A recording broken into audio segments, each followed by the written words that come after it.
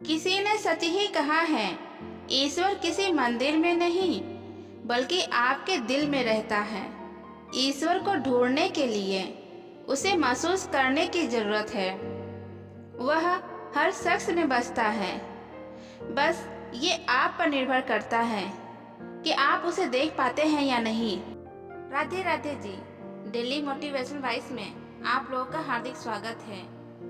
मेरी आपसे गुजारिश है कि इस कहानी के अंत तक मेरे साथ बने रहें और मेरे इस चैनल को भी सब्सक्राइब अवश्य करें। यह कहानी एक 7 साल के बच्चे की है जो अपनी माँ से पूछता है, माँ क्या हम भगवान से मिल सकते हैं? माँ ने बच्चे के सिर पर प्यार से हाथ फेरा और बोली, हाँ बेटा, जिस दिन तुम सच्चे मन से ईश्वर की खोज करोगे उस दिन वह तुमसे मिलने जरूर आएंगे। अब बच्चे के दिमाग में यह बात घर कर गई। वह रोज इसी बारे में सोचने लगा। एक दिन उसने सोचा कि आज वह ईश्वर के साथ ही बैठकर खाना खाएगा। अब क्या था, उसने 4 रोटियां बांधी और घर में बिना किसी से कुछ बताए वह एक दिशा की ओर चल पड़ा। चलते चलते बच्चा बहुत दूर निकल गया। सुबह से शाम हो गई। थकान और भूख के कारण उसका बुरा हाल हो गया। तभी उसे कुछ दूरी पर एक तालाब नजर आया। उस तालाब के किनारे एक बूढ़ी महिला बैठी हुई थी। बच्चा उस महिला की ओर देखा।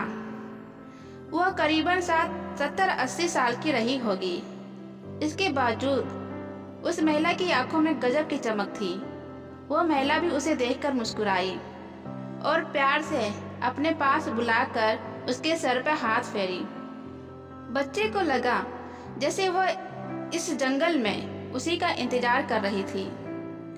बच्चा उसी बूढ़ी महिला के पास बैठ गया। तभी उसे अपनी भूख का एहसास हुआ।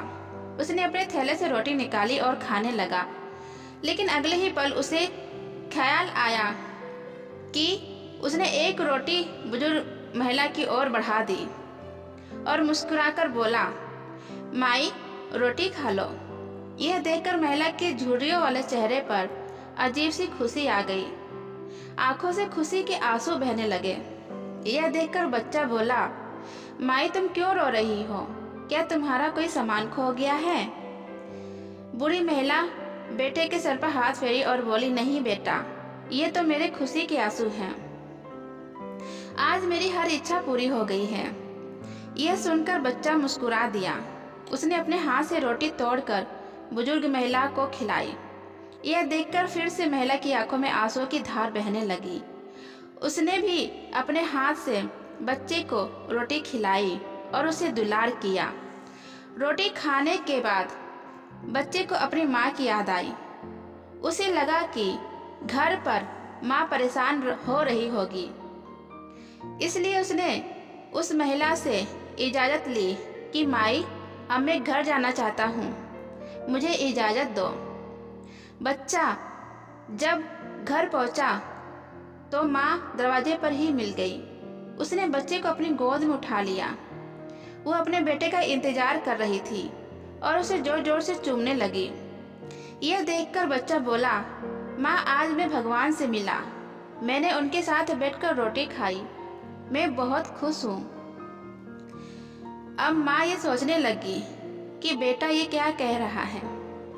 उधर वह बुजुर्ग महिला जब अपने घर पहुंची तो उसकी खुशी देखकर घर वाले हैरान रह गए।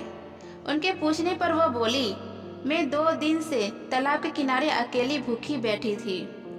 मुझे विश्वास था कि भगवान आएंगे, मुझे अपने हाथों से खाना खिलाएंगे। आज सचमुच भगवान ने मुझे दर्शन दिए और अपने हाथों से रोटी खिलाई। उस बच्चे और बुजुर्ग महिला को दोनों को ही ईश्वर की तलाश थी। दोनों यह अच्छी तरह समझ चुके थे कि ईश्वर कहीं नहीं था बल्कि उनके दिलों में ही था।